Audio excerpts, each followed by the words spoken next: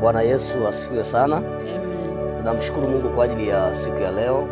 Mungu amekuwa mwema sana katika maisha yetu. Tumeona fadhili zake, tumeona wema wake na namna ambavyo Mungu amekuwa akitutunza na kutulinda kwenye kila hatua ya maisha yetu.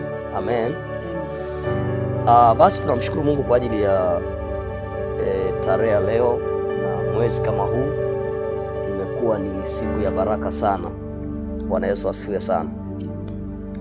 Basi nimshukuru Mungu kwa ajili ya kipindi hichi kutoka madhabahuni leo. Pia nimshukuru Mungu kwa ajili ya mfuatiliaji wetu ambaye amekuwa mwaminifu kufuatilia vipindi vyetu hivi na amekuwa akibarikiwa navyo. Baba, katika jina la Yesu Kristo wa Nazareti aliye hai, asante Bwana kwa ajili ya majira haya. Asante kwa ajili ya neema yako. Asante Bwana kwa ajili ya kipindi hichi kutoka madhabahuni leo. Heshima na utukufu tunakurudishia wewe Mungu wetu. Umetukuka Bwana, tunakupa sifa na utukufu. Ni nani aliye kama wewe Bwana? Hata majira haya Mungu utapenda kuanza kipindi hichi kutoka madhabahuni leo, kajitukuze mwenyewe, utukufu wako Bwana upate kuonekana katika jina la Yesu Kristo. Message hii Bwana, ujumbe huu ukawa ni baraka kwa ajili ya yule mfuatiliaji wetu na pia kwa ajili ya maisha yetu kwa ujumla katika jina la Yesu Kristo. Asante Roho Mtakatifu kwa sababu umeambatana na ujumbe huu. Unaenda kugeuza maisha ya mtu mmoja mahali fulani. Unaenda kugeuza maisha ya mama yule. Unaenda kugeuza maisha ya baba yule. Unaenda kugeuza maisha ya kijana yule. Unaenda kugeuza maisha ya binti yule. Baba, asante kwa sababu ni majira sahihi ya ujumbe huu kuachiliwa katika jina la Yesu Kristo. Amen. Amen. Karibuni sana watumishi wa Mungu. Karibuni sana kwa ajili ya kipindi kizuri kutoka madhabahuni leo. Mungu awabariki sana na hongereni kwa ajili ya kujitoa kwenye hii kazi ya Mungu. Amen. Unajua hakuna kitu kizuri kama kufanya kile kitu ambacho ni kusudi la kuumbwa kwako. Amen. Unafanya kwa kufurahia, unasikia raha, hausikii kusukumwa. Yaani unapohudumia wengine unajisikia vizuri. Amen. Haleluya. Karibuni sana watumishi wa Mungu. Mimi ni kipekee najisikia vizuri kuwaona. Ninaona bado Mungu ametupendelea. Bado Mungu ametupa nafasi kwa ajili ya kuhakikisha jukumu la ufalme wa Mungu linaweza kwenda sawa sawa. Haleluya. Tukumbuka kwamba mahali popote ambapo Mungu ili aweze kuokoa watu, ili aweze kuponya mtu, majira yote Mungu alitumia watu. Amen. Majira yote Mungu alitumia mtu au watu. Ukija kuangalia hata kwenye Biblia kuanzia mwanzo pale tunaona mpaka Ufunuo, Mungu anataka mtu asimame mahala fulani. Mungu anatumia mtu akae mahala fulani. Tunaona Mungu anamuumba Adam, anamweka bustanini. Maana yake hili ni kusudi. Haleluya. Amina watumishi wa Mungu. Kwa tunakuja tunaona watu mbalimbali kwenye Biblia, kila mtu amekuja kwa nafasi yake mwenyewe, yani kila mtu ameletwa kwa nafasi yake, kwa jukumu lake, kwa kusudi lake, kama Mungu alivyopenda. Haleluya. Amen. Okay, basi tunamshukuru Mungu kwa ajili ya siku ya leo. Mungu ametupa neema tena kuweza kukutana kwenye hiki kipindi cha kutoka madhabahuni leo, na moja ya mada ambayo leo tunayo hapa kwenye kipindi chetu au somo linasema mtu mwenye nia mbili. Bwana Yesu asifiwe sana. Tunaenda kuzungumzia mada inayosema mtu mwenye nia mbili. Mtu mwenye nia mbili. Mungu atusaidie sana. Tunapozungumzia mtu mwenye nia mbili kwenye haya maisha, mtu anaposema anataka afanikiwe kwenye eneo fulani au aliendee jambo na mpaka aone matunda, maana yake kuna namna ambayo sasa anapaswa kuepukana kuwa mtu wa nia mbili. Mungu atusaidie sana. Mungu atusaidie sana. Kwa tunapozungumzia leo kwa habari ya mtu wa nia mbili, tunazungumzia kwa maana ya mtu mwenye nia mbili. Hakuna siku anaweza kufanikiwa, hakuna siku anaweza akawa na kitu cha maana, kwa sababu ile namna ya kuwa na nia mbili ni namna ya kutangatanga, ni namna ya kutokuwa na msimamo kwenye jambo fulani. Mungu atusaidie sana. Haleluya. Okay, labda kwa sababu ya ili mtazamaji wetu na sisi wenyewe tupate ufafanuzi mzuri kuhusiana na nia mbili. Tunapoangalia kuhusu mtu mwenye nia mbili, ni hali ya kuwa na mashaka au kusitasita au kutokuwa na msimamo thabiti moyoni. Tumeona mtu mwenye nia mbili ni hali ya kufanyaje?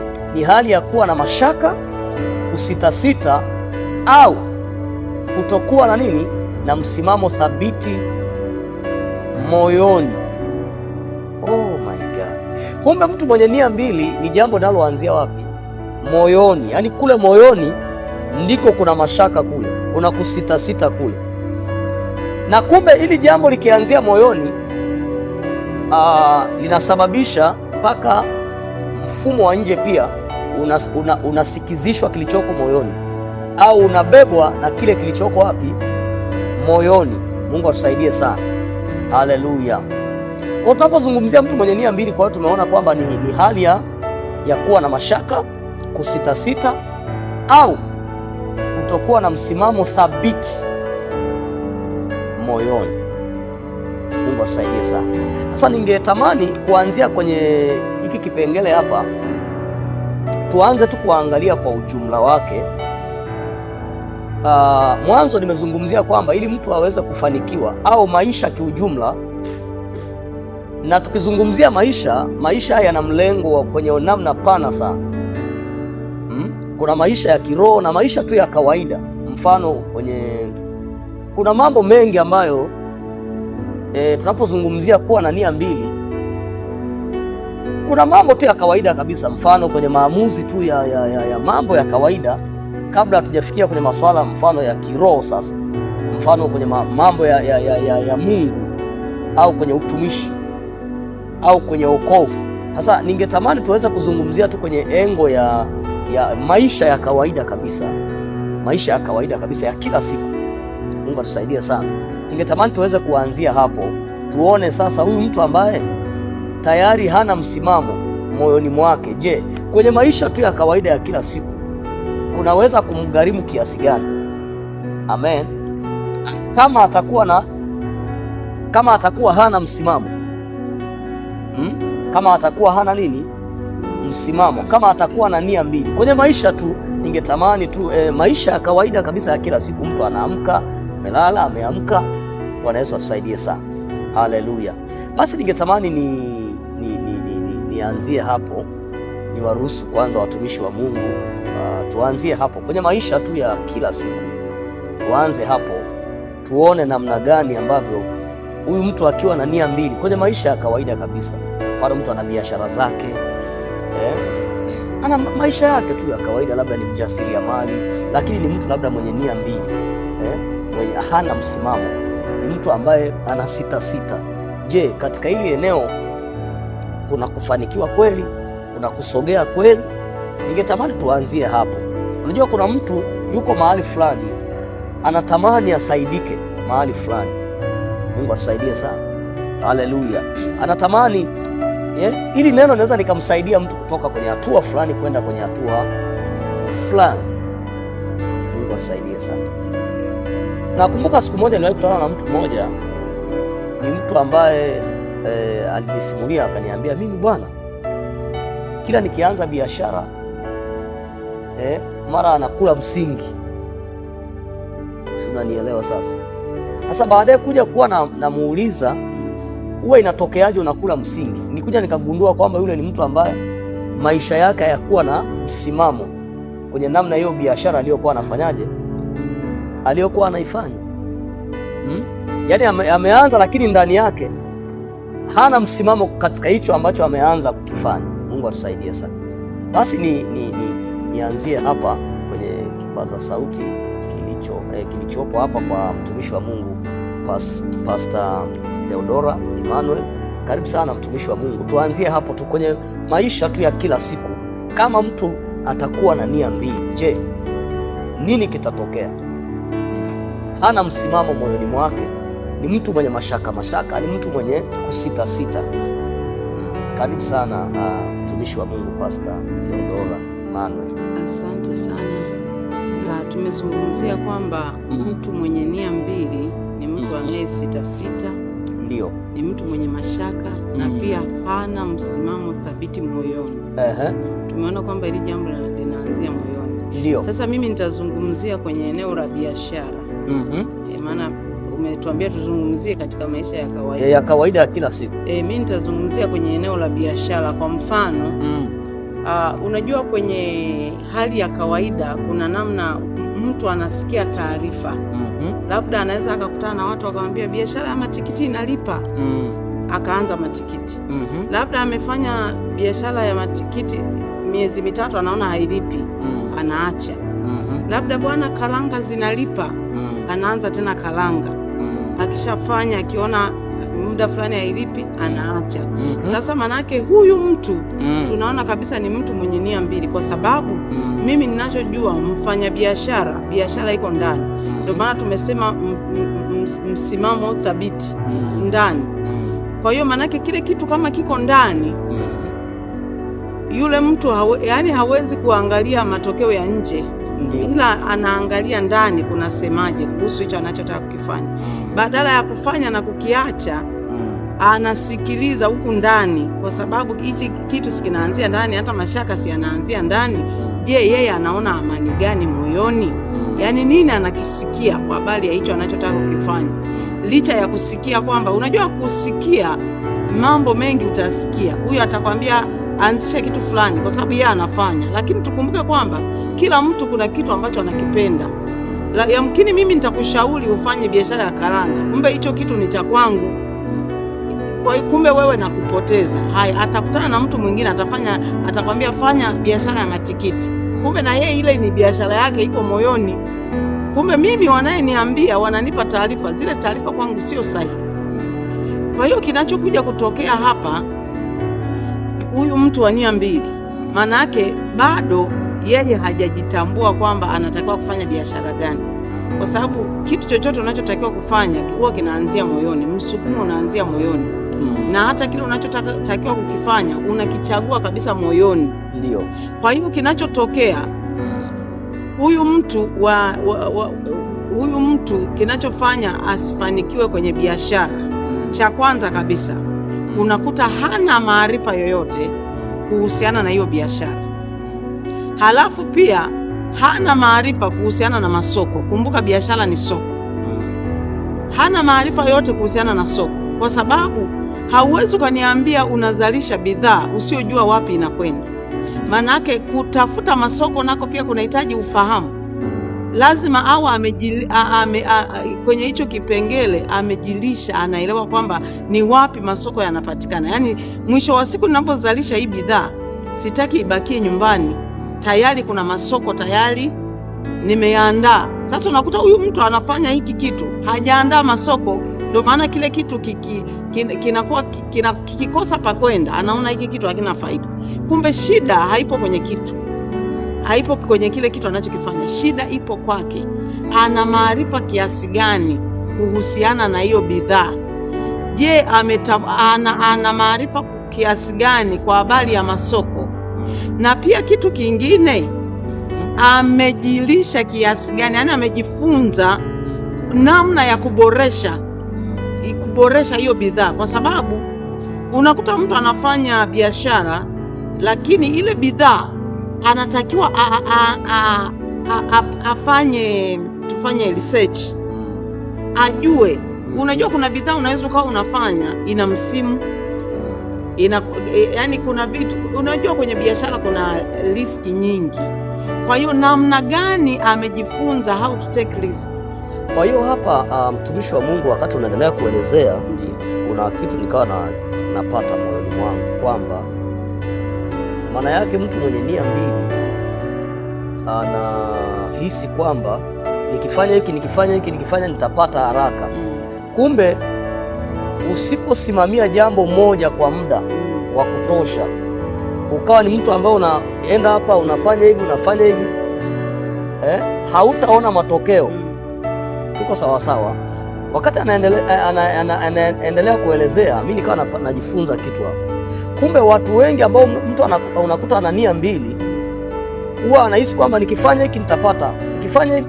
Kumbe kila kitu sasa, ili uweze kufanikiwa, kinahitaji kusimamiwa, yani uwekeze pale, yani uwe na msimamo kwenye jambo lile moja. Unajua chochote ambacho mtu hajaanza kuwekeza kutokea moyoni, huku nje ni vigumu sana kukifanyia uwekezaji. Tuko sawa. Kwa maana hiyo, mafanikio ya kweli hayatakuja kwa sababu tu huku nje unafanya kitu, ila itakuja kutokea ndani. Namna gani? Kuanzia ndani. Nimemaanisha kwamba haijalishi leo sioni matokeo yake, sijaona kitu, lakini nataka nikomae na hiki kitu. Hata wangekuja watu wakaniambia, bwana unajihangaisha hapa, wewe twende huku bwana. Mimi nawaambia hamna, mimi ninataka nione hapa, nichimbe mpaka nione maji yanatokea, nifukue mpaka nione kuna kitu kinatokea. Lakini mtu ambaye ana nia mbili, unashangaa anaambiwa haya, nenda hivyo, amekwama, amekumbuka tena huko alipoanza, anakuja tena anaambiwa tena nenda huku, mwisho wa siku mpaka panakucha, mpaka anazeeka, hajawa na kitu cha maana. Mungu atusaidie sana. Kwa maana hiyo, mtumishi wa Mungu, chochote ambacho unaona mtu amezaa leo kimekuwa na kinaonekana ni kitu ambacho aliwekeza katika hicho. Hata kama kinakuja kuzaa vitu vingine, lakini moyo wake ulikuwa na msimamo kwenye hicho kitu. Bwana Yesu asifiwe sana. Unajua kwa nini tunazungumza na ujumbe huu? Kuna watu wengi, mfano hususan vijana. Kuna vijana wengi wana mfano, mimi nimepata huu shuhuda kwa vijana wengi sana. Unakuta mfano kwenye eneo la huduma, kijana anaanza huduma, anataka leo awe na watu 100 ngapi, washirika labda 500 leo, yani baada ya mwezi tu anataka kila kitu kiwe kimefanyaje. Sasa akiona mwezi wa kwanza, wa pili, washirika bado 10, bado si naongelea kwenye karia yangu mimi, naongelea kwenye upande wangu mimi, kwa sababu huku ili eneo ndo yamkini hata nikaliongelea. Haleluya, tuko sawa. Unakuta huyu mtu ameanza huduma, kijana tu anasikia wito, ameanza huduma, anaamini kwamba nikienda nikamtafuta mtumishi fulani mwenye anointing fulani, upako mwenye watu wengi, na mimi kesho tu nafanyaje. Sasa akikaa miezi kadhaa, labda hajaona, kwa sababu ndani unakuta hajamaanisha, anakuambia sasa hivi bwana, anaona masuala ya utumishi haya nilipi bwana, ngoja nianze kufanya biashara ya kuzungusha karanga, walau nianze kufanya kitu fulani, maana nimeona huku kwenye utumishi nachelewa, huku sioni kama kuna nini, sipati hela. Tayari mtu amebadilika, anaenda tena kule anakoenda kuanza tena, nako anapambana, bado nako anakutana na hukumu tena. Mungu atusaidie sana. Unashangaa huko nako tena anafanyaje, na mwisho wa siku huyu mtu anaanza kuchanganyikiwa, anaanza kufanyaje, kuchanganyikiwa, anaona sasa haya maisha gani?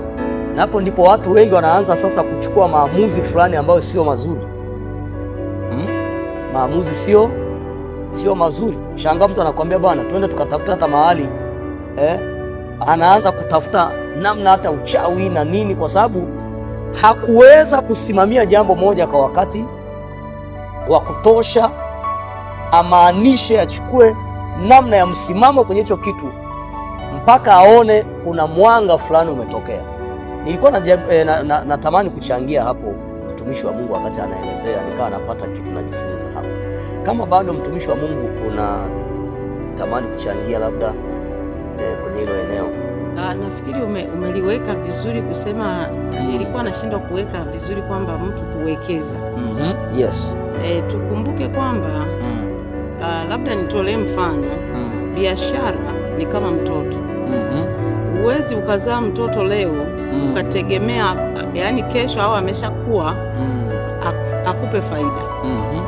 Maana yake kuna process hapa katikati, yani ya kumlea yule mtoto. Kwa hiyo na hata biashara iko hivyo hivyo. Yani ukitegemea kwamba biashara ikuletee faida kwa haraka, hiyo sio biashara. Ndio. Kwa hiyo maana yake kuna kuwekeza, kama baba alivyosema, kuna namna ya kuwekeza. Ni kweli unawekeza. Kwa hiyo wakati unawekeza, ndio maana amesema hicho kitu, yani ujitoe jumla kwenye hicho kitu. Ndio. Yani usiwe kwenye nia mbili, yani mara waseme leo ni hiki. Wewe stiki na kile ambacho yani moyoni unakisikia. Wekeza nguvu zako hapo. Ndio maana ukiwekeza nguvu zako hapo, kuna maarifa utayatafuta yanayohusiana na hiyo biashara. Kwa hiyo sio rahisi kuwa na nia mbili kuanza kitu kingine, utasimama na hicho. Unajua kitu ambacho watu hawajui, wanafikiri labda hata hao wafanyabiashara wakubwa walianza na vitu vikubwa, lakini kumbe walianza na kitu kidogo, huku wakiongeza uwezo na kujifunza kila siku. Ni hivyo tu baba. Haleluya. Amen. Bwana Yesu asifiwe sana. Wakati tena mama anazungumzia hapa kwa habari ya namna ya watu wanapopaswa kuwekeza, ikawa kuna kitu najaribu kutafakari sana. Unajua, moja ya vitu ambavyo watu wengi vimekuja kuwakwamisha, tunapozungumzia nia mbili, unakuta mtu ameanza kitu. Kwenye kila jambo kuna ugumu wake, kwenye kila jambo kuna changamoto. Tuko sawa sawa? Uliongelea habari ya wafanyabiashara wakubwa ambao mtu wajua kabisa leo hii wanaeleweka. Wale watu sika na kwamba hawakuwahi kupita kwenye changamoto, lakini jambo lile amerudia kulifanya.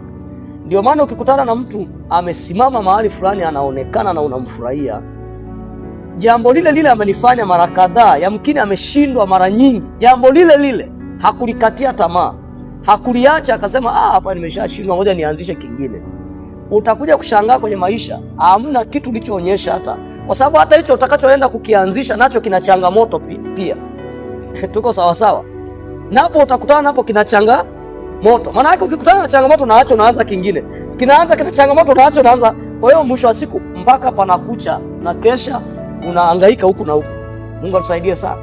Kwa hiyo utakuja kushangaa kwenye maisha sasa hamna kitu ambacho umekoma nacho mpaka kikaonekana, kama utaendelea kuwa na namna ya nia mbili. Mungu atusaidie sana.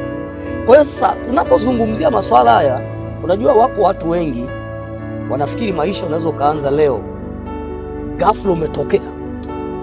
Mungu atusaidie sana. Kwenye kila eneo kuna changamoto, lakini namna gani naweza kukaa kwenye hilo eneo, na maanisha kwenye hilo eneo, msimamo kwenye hilo eneo. Mungu atusaidie sana. Haleluya. Unajua mtu mzuri anayeweza kukusaidia baadaye ni yule mtu ambaye ana uzoefu kwenye hilo eneo kwa muda mrefu. Haleluya. Kwa mfano, labda tu umeanza, mfano naongelea sana kwenye masuala ya huduma. Labda umeanza, umefungua tu huduma leo, wakaja watu 10,000 leo yani. Hauna hata experience ya namna ya wale watu kulea, malezi ya wale watu. Lakini mtu ambaye amkini amekaa na washirika 50 kwa muda fulani, ameshajifunza namna ya nini, amekutana na challenge mbalimbali, changamoto fulani, ameshaelewa kwamba basi hata wakiongezeka tena 50, zile changamoto alizokutana nazo inakuwa zimempa uzoefu kwamba okay, kwenye hili eneo tukitaka kufanya vizuri tufanye hivi. Haleluya. Lakini fikiria, labda mtu amefungua huduma, ameona labda washirika hawajai, ameacha, amesema hii sasa naona sijaitiwa huko. Unaona, ila mwanzo alisema Mungu ameniambia, nimesikia wito, ila baadaye anakuambia mimi sijapewa hii. Mungu atusaidie sana. Anaenda anaanza kitu kingine tena. na huko napo kuna changamoto, kwa sababu kuna kila eneo kuna changamoto zake, anapambana nazo na kule napo anaacha. Sema labda huko kwenye huduma kutakuwa kumelainika, labda huu upepo wa sasa hivi washirika watakuja wengi, anarudi tena kwenye huduma tena, anaanza anakutana na changamoto. Nilifikiri kumeshalainika, kumbe bado pagumu, ngoja nirudi tena nikachimbe tena kule nilikokuwa, mpaka huyu mtu anazeeka hana kitu cha kuonyesha. Mungu atusaidie sana. Basi naamini tunapoendelea na sesheni yetu hii, kuna namna ambayo nielekeze kipaza sauti kwa mtumishi wa Mungu hapa. Tunaendelea kuzungumzia habari ya maisha tu ya kila siku. Haleluya, maisha ya kila siku kabisa. Amen, maisha ya kila siku kabisa, kwa sababu naposema maisha ya kila siku, kuna mtu anajaribu leo ameanza kuchoma maandazi, sijui kesho anachoma chapati, yani anaona hebu ngoja nifanye hiki labda na hiki, hana msimamo wowote. Yani ana nia mbili. Hebu nimesikia mama fulani kila siku anauza chapati 100 zinaisha. Anaenda na yeye anaanza kuchoma nini, zimelala hizo, labda amelaza nusu 50 zote. Sasa maana aliniambia 100 zinaisha, maana mimi sijaona zikiisha. Anarudi tena kwenye nini, kwenye kitu kingine tena, na huku napo labda amesikia tu watu wanaongea, lakini hana nini. Haleluya. Kwa hiyo tunapojifunza hii kitu naamini kuna namna Mungu anakusudi na maisha yetu kwanza, na pia na yule ambaye anatufuatilia. Kuna namna Mungu anataka amsaidie. Karibu sana Pastor Jennifer kwa ajili ya wakati mzuri kabisa. Naamini unalo jambo fulani la kuweza kusema na sisi mahali hapa, na pia kusema na mfuatiliaji wetu wa kipindi kutoka madhabahuni leo. Kumbuka kipindi hewani ni mtu mwenye nia mbili. Kipindi hewani ni mtu mwenye nia mbili. Kipindi hewani ni mtu mwenye nia mbili. Hii ni mada ambayo tumeona tuweze kuiangalia kwa upana, kwamba huyu mtu mwenye nia mbili ni mtu ambaye, je, maisha yake mwisho wake itakuwaje? Karibu sana mtumishi wa Mungu Pastor Jennifer. Asante sana baba. Ndio. Mada yetu ni mtu mwenye nia mbili. Ndio. Mimi kwa dakika hizi nitaweza kuzungumzia kipengele kimoja kwenye eneo la mahusiano, pia kwenye eneo la ndoa. Yaani unajua kuna tofauti kati ya mahusiano na ndoa. Kuna yule ambaye yani kwa hii kwenye mahusiano nitadili sana na mabinti na vijana, yani wadada na wakaka. Alafu nitarudi tena kwa watu ambao tayari wameshakuwa kwenye ndoa. Jambo la kwanza kabisa baba alifafanua akasema mtu mwenye nia mbili ni mtu ambaye hana msimamo. Anatangatanga na sita. Kwa kuna namna ambayo watu wengi wamekuwa wakipata matokeo hasi kwenye maisha baada ya maisha ya yeye kuamua. Yaani unajua kwenye swala la nia mbili ni maamuzi. Kama unataka uwe na matokeo, nini unachokiamua? Na kwenye maamuzi sio uamue tu uache, ni lazima usimamie kile ulichoamua. Kwa binti ameamua kuolewa au anahitaji kuwa na mwenzake, au kijana anahitaji kuwa na mwenzi. Kwa eneo hilo unahitaji kuwa na maamuzi sahihi. Kwa nini? Kwa sababu ndoa ni taasisi na unayemkuta si kana kwamba anakuwa amekamilika. Kuna watu wanaingia kwenye ndoa au kwenye mahusiano kwa mtazamo ya kwamba huyu hapa ana hela. Kwa ile mtazamo wa kwamba ana pesa, lakini bado tena ni kama amejiegesha, mbona kama vile upendo ni ndogo. Kwa kuna watu ambao mara nyingi, kuna sehemu tulipita tulikuwa tunashuhudia, tukakutana na mdada mmoja akawa anajielezea akasema, yaani mchungaji, mimi nina shida moja tu ambayo inanisumbua. Mimi nilikuwa na mahusiano na mtu ambaye kwenye maisha si kwamba yuko juu sana, ila nilikuwa naona anavyonipenda, anavyonijali. Lakini sasa mimi nilikuwa nimeokoka. Sasa baadaye nikaona mbona kama huyu hatutaenda, tunaenda polepole. Ndio. Kwa akaona ngoja kuna mwingine akaja kumapproach akasema sina mtu. Lakini tayari ana mtu.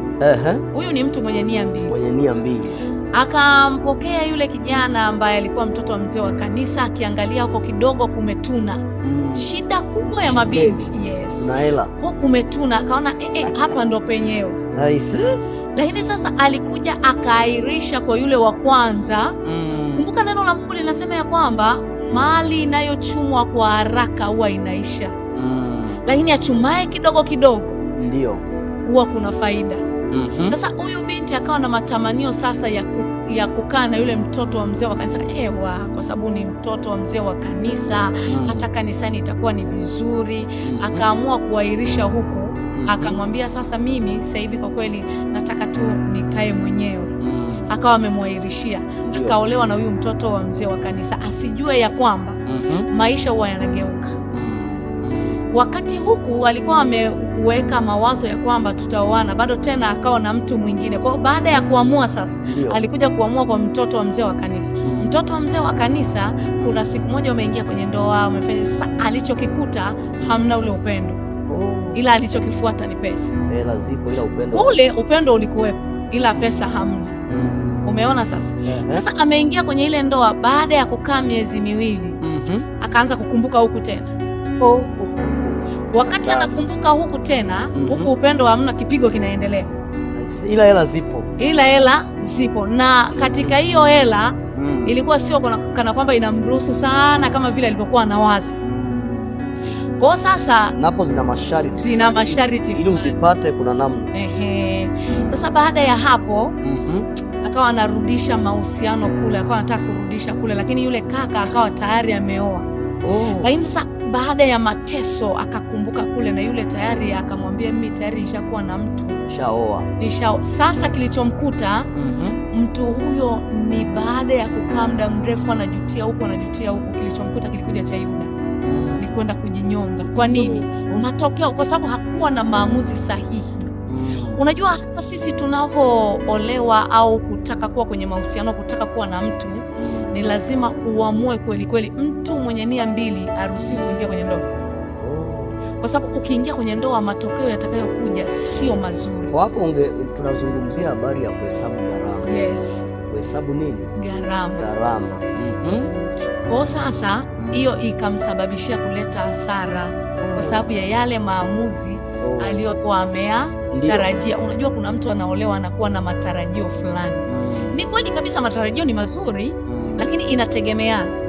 Yamkini yule hakuwa sahihi kwake, ila kwa sababu ya shekeli akaona mimi ngoja niende huku.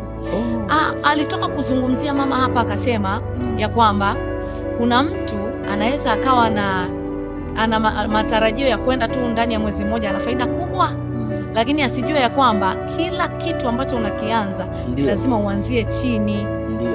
Kwa hiyo sasa ile walivyoanza na nini, ilitakiwa akaze mwendo kwenye yule ambaye alikuwa amekusudiwa. Kuna wakati tunaingia kwenye mahusiano na watu sio sahihi kwa sababu ya mtazamo wa pesa na the way alivyo.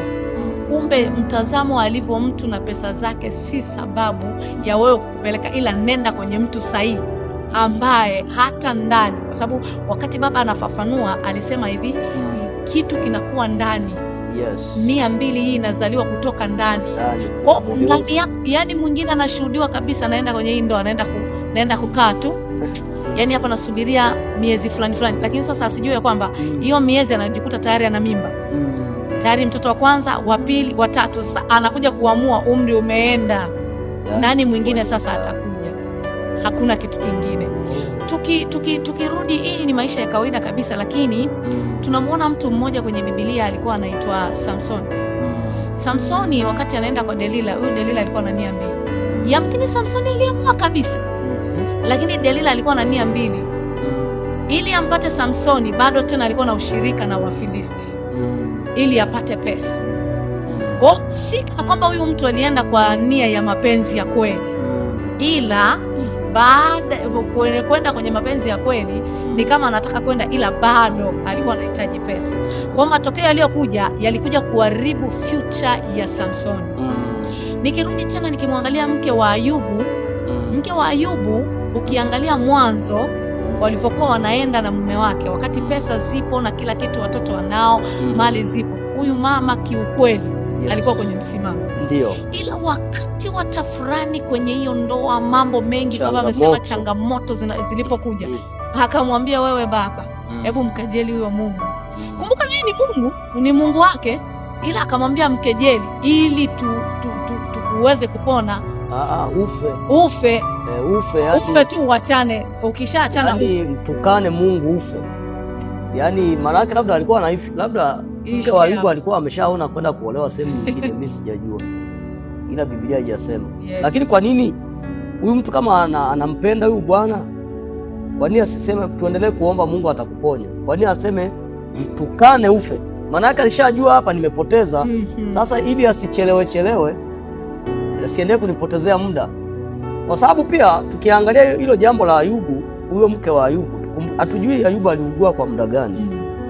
Na pia maana yake masuala mengine mke wa Ayubu aliona yamekufa sasa. Tunaelewana? Hatujui pia umri wake ulikuwaje. Hatujui. Sasa wanaona huyu jamaa kila siku anajikuna majipu.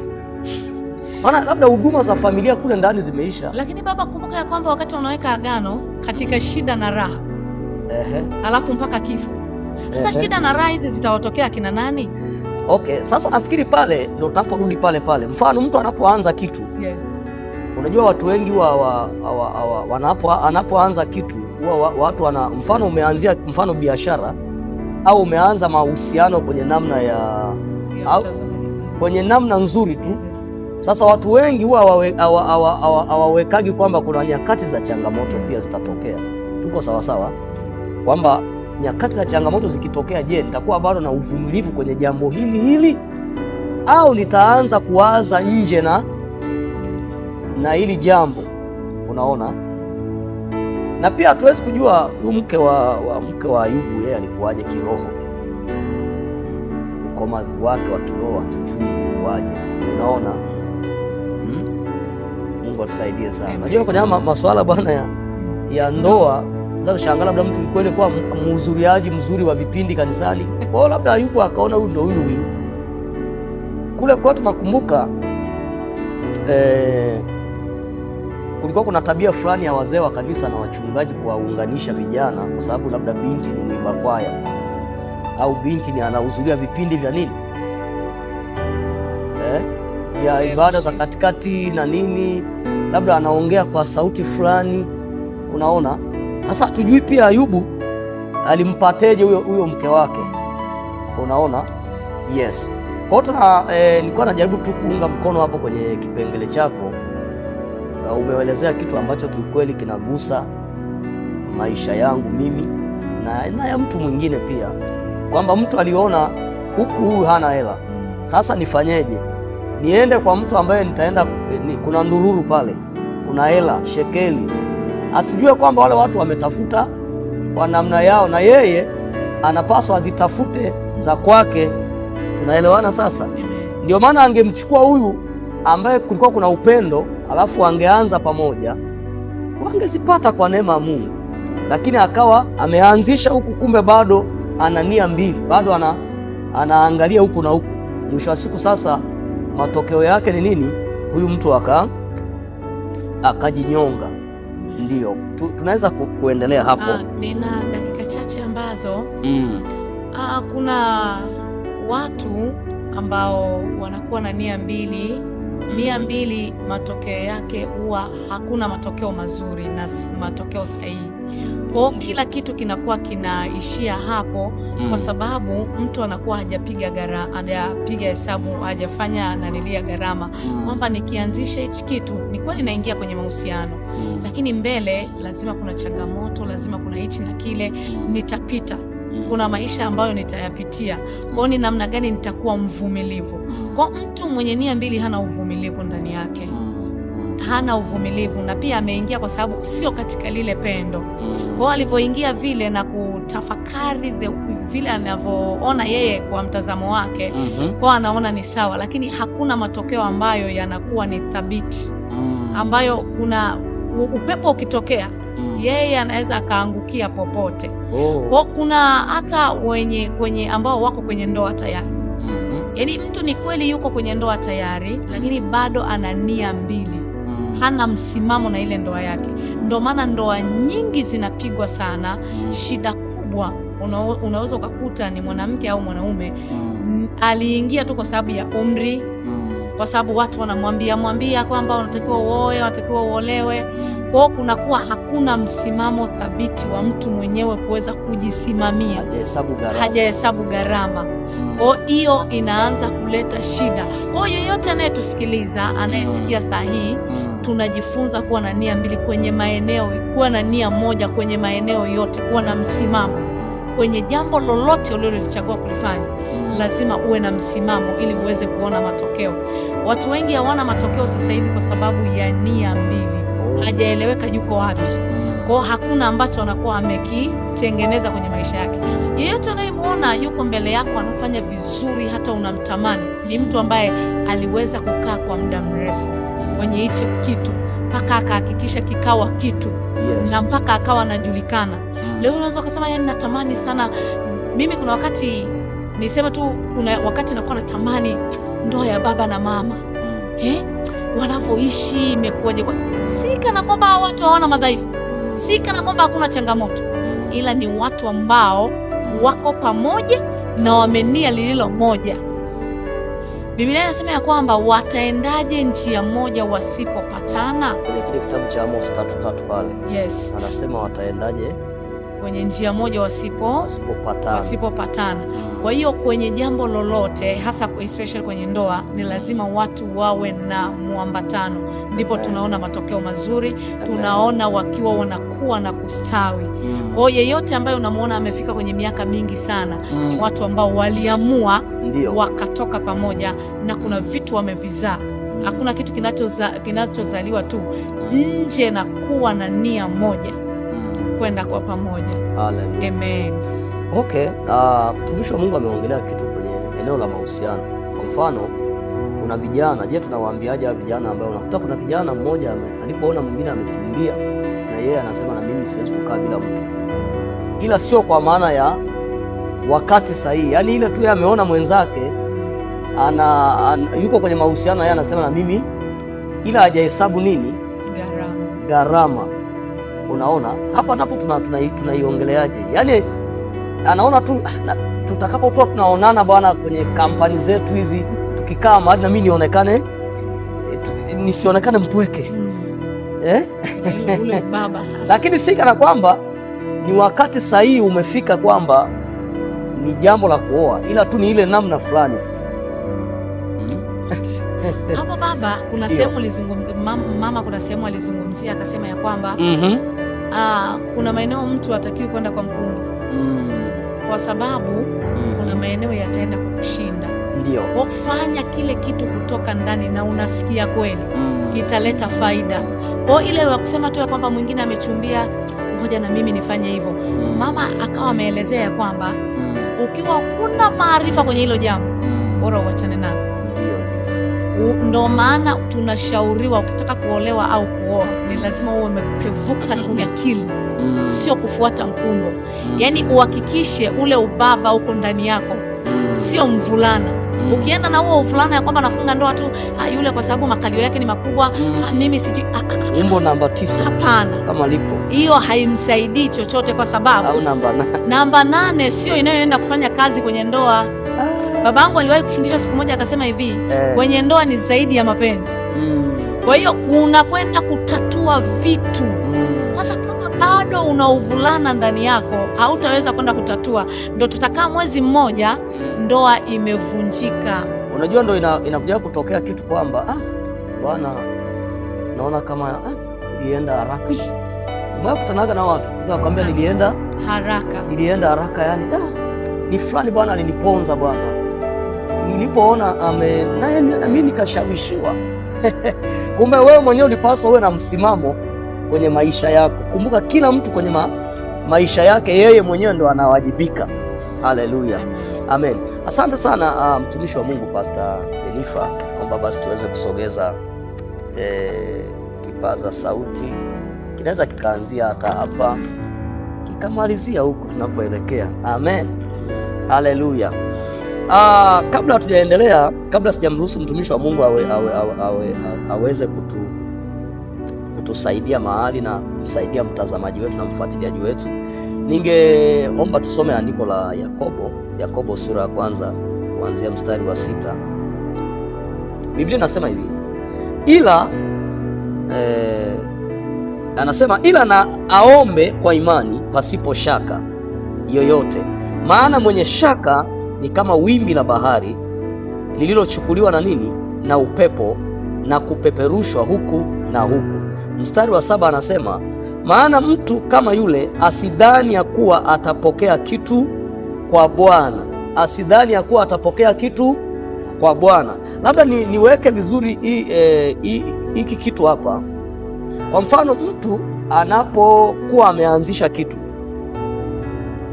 hauwezi ukaanzisha biashara bila kuiombea hiyo biashara, kwamba Bwana nifanikishe. Lakini Mungu anapotazama maombi yako, anaona hauko kwenye ile biashara, moyo wako hauko jumla pale, unawaza kitu kingine, ingawa unataka Bwana akufanikishe kwenye. Kwa hiyo Mungu hataweza kufanya kitu pale. Uko sawa sawa? Kwa sababu Mungu ndiye anayechunguza mioyo. Mungu ndiye anayetazama mioyo ya watu, anachunguza mioyo. Biblia inasema Mungu anapendezwa na kweli iliyopo wapi?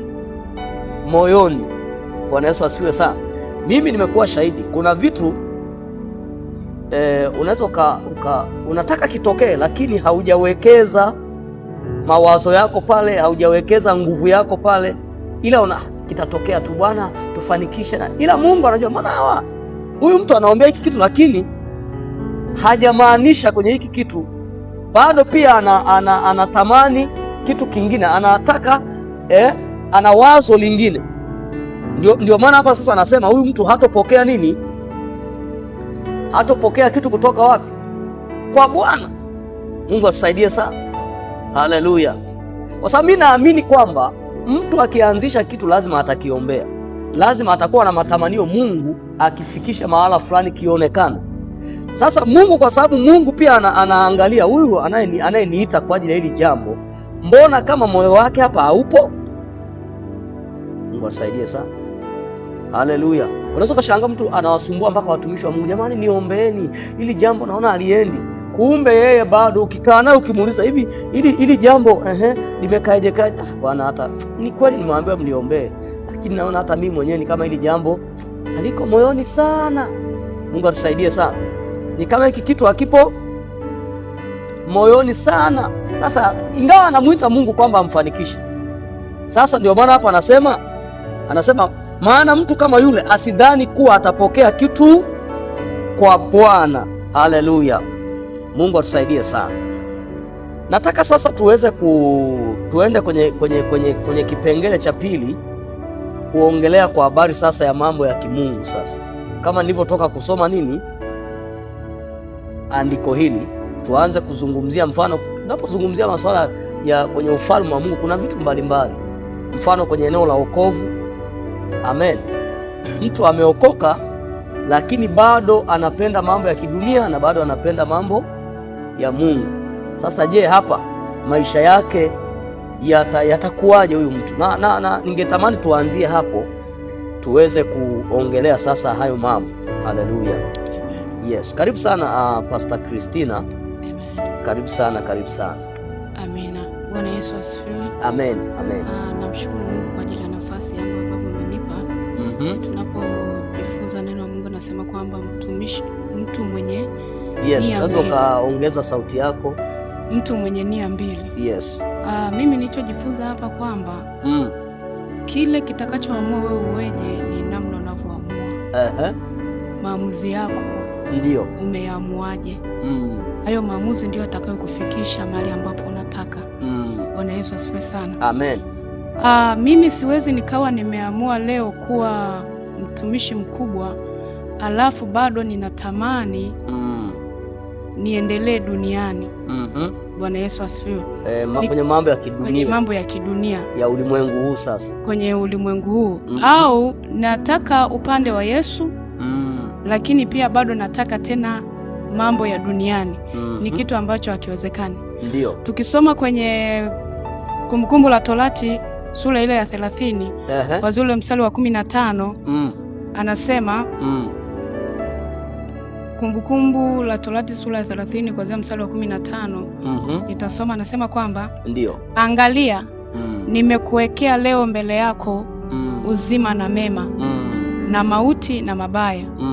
Kwa hivi ni kuagizavyo leo, kumpenda Bwana Mungu wako, kuenenda katika njia zake na kushika maagizo yake na amri zake na hukumu zake, upate kuwa hai na kuongezeka.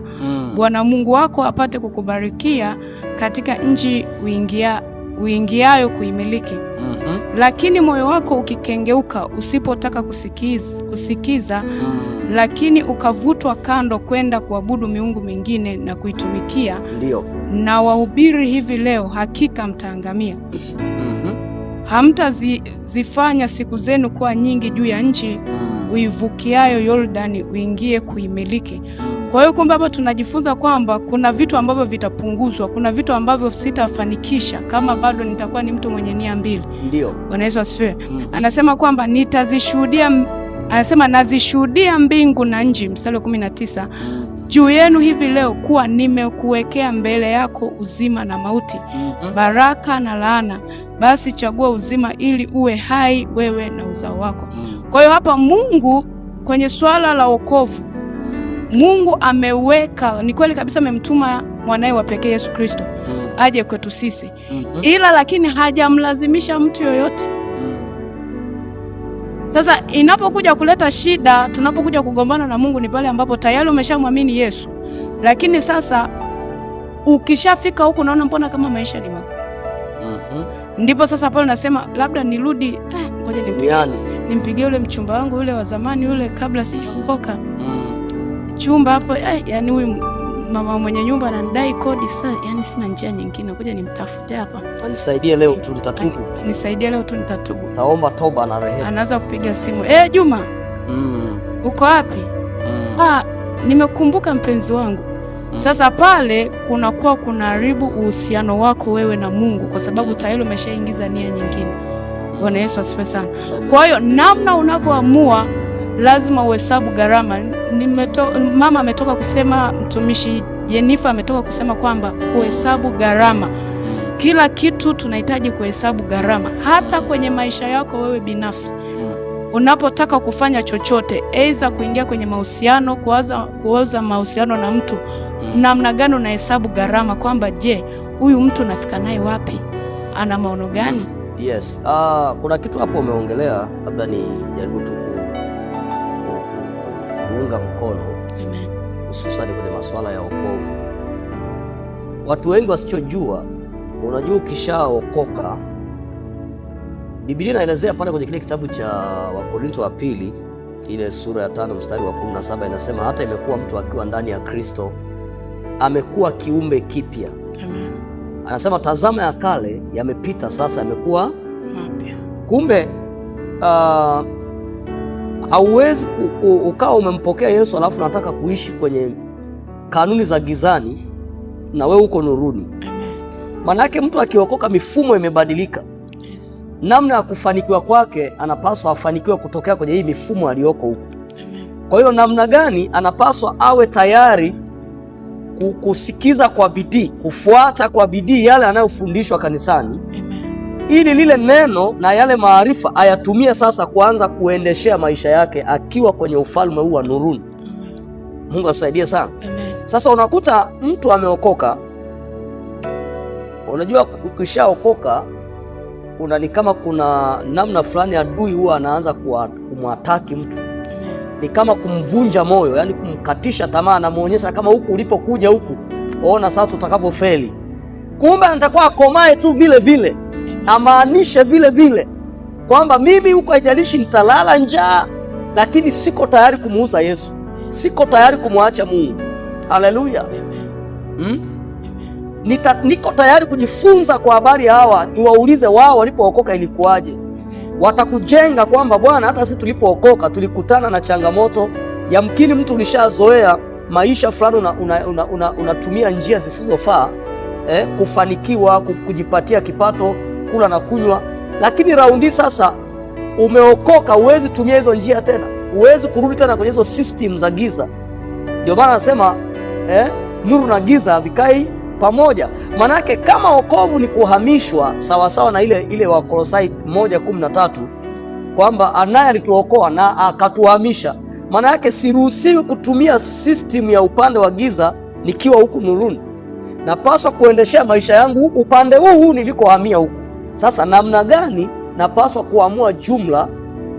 Na mimi nimekuja kujifunza moja ya kitu ambacho kinawafanya watu wengi wakae kama njia panda. Unakuta mtu ameokoka, amempokea Yesu, anaambiwa sasa njoo tukufundishe ili ukulie sasa wokovu, kwa sababu hawa ambao tayari wana kiwango fulani, wana viwango fulani vya kiroho, wanaelewa kwamba kama huyu mtoto aliyezaliwa hatolishwa, kuna hatari ya kuzimia, kuna hatari ya kufa. Unaona? Sasa unakuta mtu anamwambia njoo tukufundishe ili uweze kujua sasa mfumo wa huku tunavyoenda nao. Wao jamani, mimi niko busy na nini. Sasa changamoto zikianza hapo, sasa ndo anakaa njia panda pale. Sasa hapa sasa niendelee na Yesu au nirudi huku? Maana naona hapa nipo katikati, mambo siyaelewi hapa. Kutakuchaje leo? Tutakula nini leo? Mungu atusaidie sana. Amen. Sasa nitamani tu kuunga mkono hapo kwenye pointi ya kwenye eneo la wokovu. Mtu anapokuwa ameokoka, namna gani anapaswa kumaanisha? Ndio maana hapa anasema angalia, leo nimekuwekea mbele yako. Maana yake uchaguzi ni wa wewe. Kumbuka mwanadamu ameumbwa na utashi wa kuamua. Amen. Wa kuamua. Tuko sawa sawa?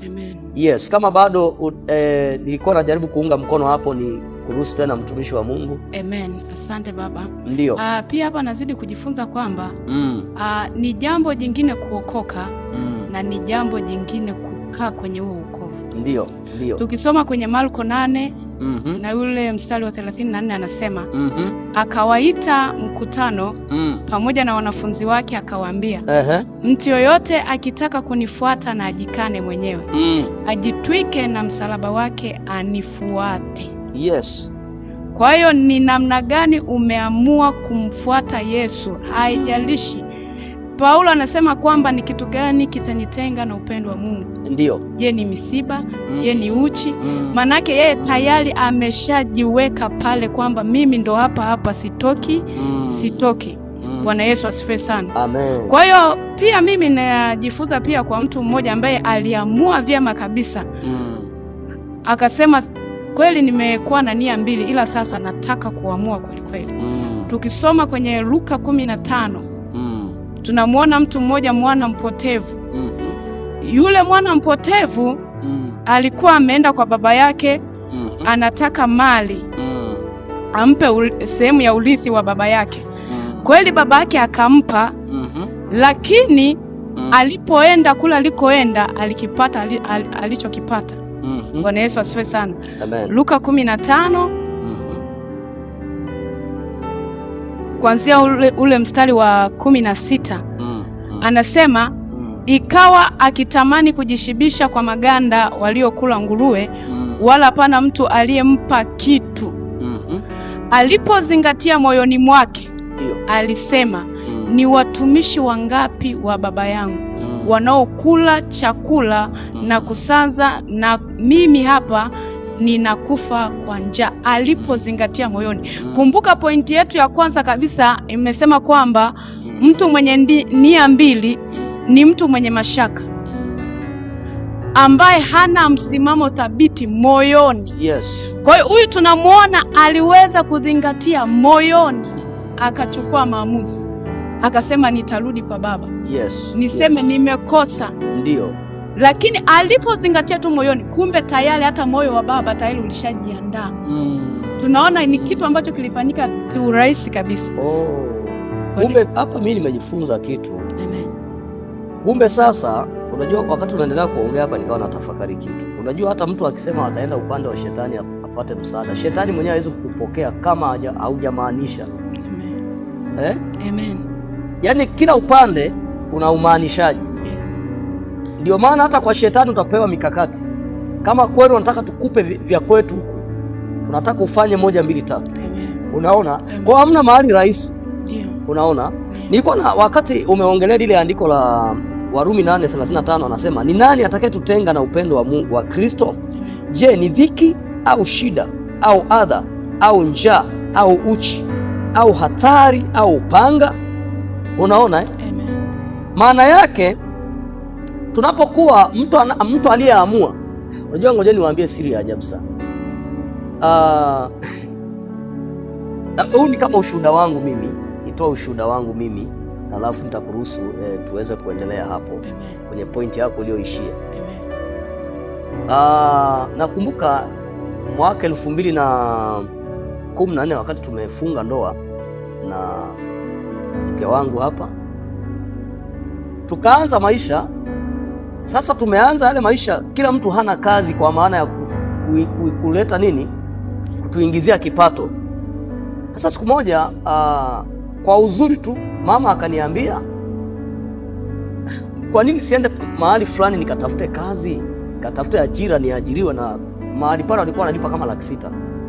Lakini nikamwambiaje, kama Mungu ameruhusu tuoane, hatutalala njaa, tukomae na hii kazi mpaka tumuone Bwana. Maana yake tungekuwa na nia mbili, mwisho wa siku tungeishia kwenye ile ajira na masuala ya utumishi yasingekuwepo. Unajua iko hivi, tule tuela tule, tungekuwa tunafurahia tu bana, tutoke hapa sasa tuende wapi? Si ndio maisha yenyewe? Unaona eh? Kwa hiyo tungeishia wapi? Tungeishia tu kwenye kale kaajira tu, na baadaye labda kameisha, na hapo ukitaka kurudi tena kwenye utumishi, na hapo unaona kuna ugumu fulani, yani unaona hamna kitu sasa. Yes. Manake hata huku tulipo tusingefika. Mungu atusaidie sana. Kwa hiyo namna ambavyo tulimaanisha tukakomaa, huwa nawaambiaga kwamba tulikula mwaka mzima ugali na nini na Chinese za kuchemsha, lakini tumekomaa na kazi hiyo hiyo ya utumishi, hatuiachi mpaka leo hii. Kuna ushuhuda. Manake tungekuwa na nia mbili, my friend, tusingefika mahali. Haleluya. Amen. Basi mtumishi wa Mungu, sababu ya muda, ningeomba tuweze kama unataka kukazia hapo. Amen. Naona tuweze kusogea. Amen. Yes. Mimi nilikuwa napenda kusisitiza kwamba chagua nini unataka ufanye, nini unataka uamue kuwa. Umetoka kusoma baba kwenye ile wa Yakobo sura ile ya kwanza kuanzia mstari wa 6 mpaka wa 7 pale anasema mtu wa nia mbili hawezi kupokea chochote kutoka kwa Bwana. Manake unaweza ukajaribu kote, lakini hauwezi kutoboa, hauwezi kufanikiwa. Hauwezi kufanikiwa kwenye chochote kile kama upo kwenye njia mbili. Upo au hujamaanisha. Amen. Hautaweza kuona matokeo. Amen. Amen. Amina. Basi tunaweza kuendelea tunapoelekea mwishoni mwa kipindi chetu kutoka madhabahuni. Leo tunaye mtumishi wa Mungu hapa anaitwa Pastor Messi, na yeye naamini analo jambo fulani la kutujenga na kusemezana na mtazamaji wetu, ili mwisho wa siku tuweze kuona tunasaidika wapi. Bwana Yesu asifiwe sana.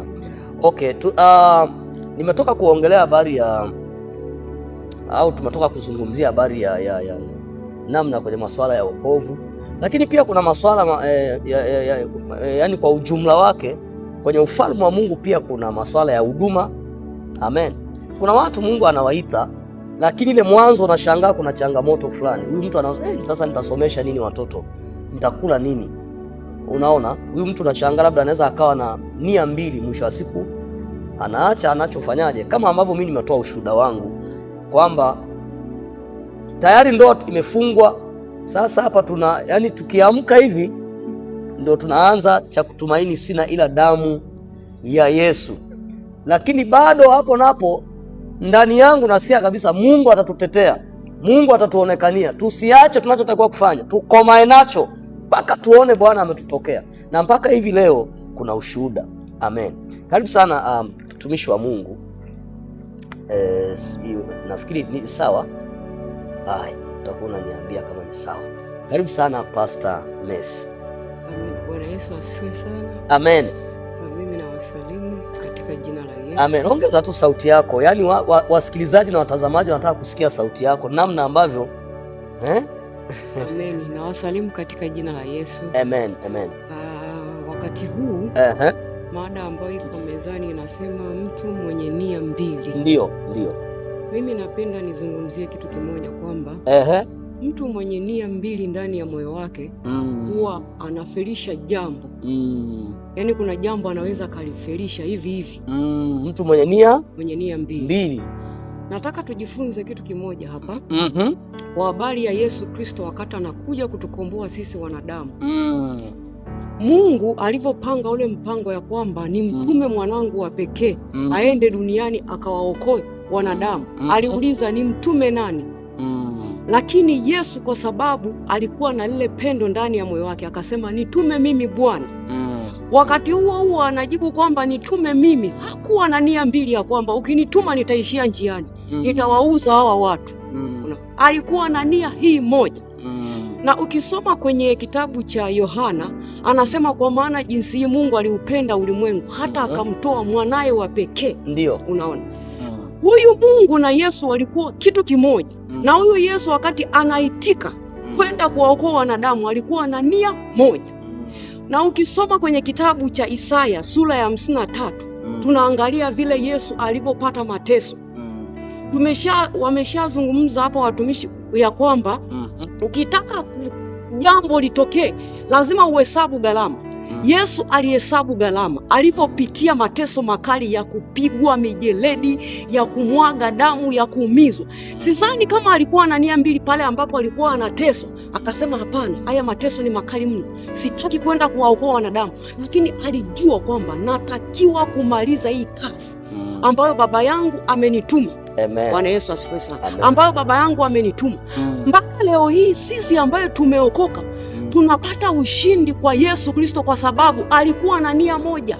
Alionyesha ushindi. Leo hii tumekuwa na mamlaka ya kuweza kukemea pepo kwa sababu ya Yesu. Amen. Leo hii tumekuwa na ujasiri wa kuhubiri Injili kwa sababu ya Yesu alikuwa na nia hii moja. Anasema kama Yesu asingefufuka kuhubiri kwetu kungekuwa ni bure. Unaona, kungekuwa ni bure. Lakini kwa sababu Yesu alikuwa na nia moja. Na ukisoma maandiko Biblia nasema iweni na nia hiyo hiyo ambayo ilikuwemo ndani ya Kristo. Kristo hakuwa na kigeugeu kwamba leo anakuwa na rangi nyekundu, kesho nyeusi, kwamba niko tayari kwa baba yangu lakini anageuka. Niko tayari baba yangu kufanya hiki lakini anabadilika. Alikuwa na nia moja na alikuwa mtii. Japokuwa kuna changamoto ambazo alizipitia. Na ukisoma kwenye kitabu cha Wafilipi anasema Mungu alimkirimia jina lile lipitalo majina yote. Ni kwa sababu yalikuwa na nia hii moja. Na alikuwa na mawazo mamoja. Bwana Yesu asifiwe sana. Amen. Labda nikukatisha kidogo kwa sababu ya muda, mtumishi wa Mungu. Wakati unaendelea kuelezea hapo, kuna kitu fulani ambacho mimi nimejifunza kitu. Tukumbuke wakati Yesu anakuja kwa ajili ya hii kazi, kuna watu nyuma yake. Sasa fikiria kama Yesu angelikuwa na nia mbili. Maana yake tungekuwa na sisi tumefeli. Si kama unanielewa? Kwa hiyo mtu mwenye nia mbili anapaswa kujua kwamba kuna watu nyuma yangu. Kama nitaendelea na nia mbili, kama nitakuwa na mfumo huu wa nia mbili, maana kuna watu nitawafelisha wapi? Tuko sawa sawa? Mfano tunakuja eneo tu la maisha, familia, kwenye taifa letu hili. Mungu atusaidie sana. Unakuta mtu anafanya jambo lakini ndani yake ana nia fulani.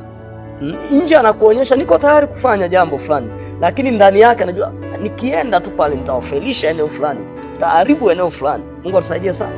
Sasa kumbe hajajua kwamba anaharibu kwa ajili ya vizazi. Sasa kama Yesu kama alivyosema mtumishi wa Mungu, kama Yesu angekuja lakini ana nia mbili, ameanza pale, mwisho anasema ya nini naacha. Mungu atusaidie sana. Isingeishia tu upande wake, mpaka na kwetu sisi leo eneo la ukombozi kungelikuwa na nini? Na shida. Kuna watu Mungu amewaita kwa ajili ya familia zao. Kuna watu Mungu amewaita kwa ajili ya taifa.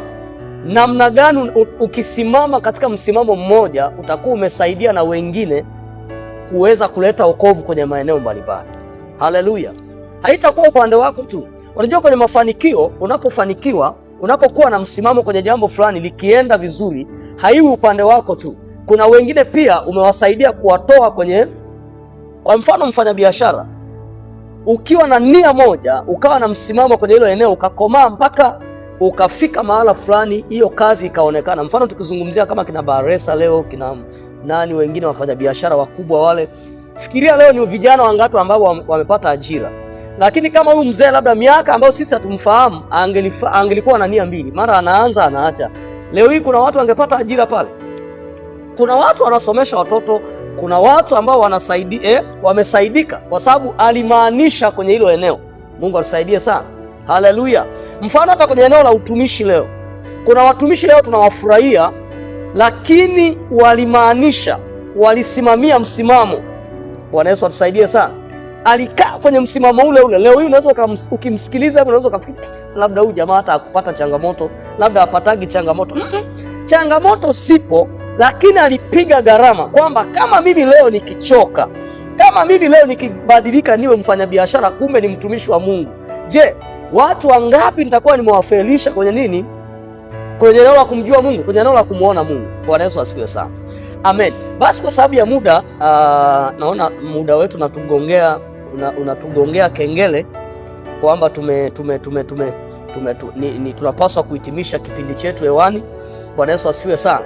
Basi kwa wewe ambaye unatufuatilia moja kwa moja kwenye kipindi chetu kutoka madhabahuni leo, unajua kuna wakati nia mbili ni spirit, ni roho. Unaweza ukawa unasumbulia na hiyo roho ya kuwa na nia mbili kwa sababu haujaokoka. Ukiokoka pia ukiwa ndani ya Kristo, kuna namna utajifunza neno la Mungu, na lile neno la Mungu litabadilisha tabia zako. Haleluya. Kuna aina ya tabia huwezi kuzishinda kama uko nje na Yesu, kama uko nje na Kristo. Ndio maana anasema mtu akiwa ndani ya Kristo amekuwa kiumbe kipya. Maanake kuna namna anazaliwa upya. Haleluya. Bwana Yesu asifiwe sana. Kadiri siku kwa siku unavyosikia neno, unavyojifunza neno, lile neno linakuelezea namna Yesu alivyokuwa. Tumeona hapa mtumishi wa Mungu amesema kwamba kama anasema muwe na nia kama iliyokuwepo ndani ya Yesu. Maanake Kristo hakuwa na kigeugeu. Yesu hakuwa ni mtu ambaye anaenda mahali anageuka geuka. Alikuwa amenyooka. Maanake mtu akimwamini Kristo, na yeye anakuwa na karakta za Kristo, anakuwa na tabia za Yesu. Haleluya. Basi kama hujampa Yesu maisha yako, kokote kule unaponifuatilia, fuatisha tu nyuma yangu maneno haya. Sema, Bwana Yesu, ninakuja mbele zako. Mimi ni mwenye dhambi. Nisamehe dhambi zangu zote. Nimetambua ya kuwa Bwana, nilikuwa natembea nje na mapenzi yako. Kuanzia leo nimeamua kutoka ndani ya moyo wangu. Futa jina langu katika kitabu cha hukumu. Andika jina langu katika kitabu cha uzima wa milele. Ninakupokea leo Bwana, uwe Bwana na Mwokozi wa maisha yangu. Kuanzia tarehe leo Bwana, nimemaanisha kukufuata wewe, wala sitageuka geuka, katika jina la Yesu Kristo. Ninaamini ya kwamba uliteswa, ukafa, ukafufuka kwa ajili ya dhambi zangu. Kuanzia tarehe ya leo, Yesu, tawala maisha yangu katika jina la Yesu Kristo. Amen. Usiache kutufuatilia katika akaunti zetu YouTube kwa jina la Pastor Emmanuel J. Kiula, TikTok kwa jina la Pastor Emmanuel J. Kiula, Instagram kwa jina la Pastor Emmanuel J. Kiula, pia Facebook kwa jina la Emmanuel James Kiula. Mungu akubariki sana na Mungu akufadhili. Amen.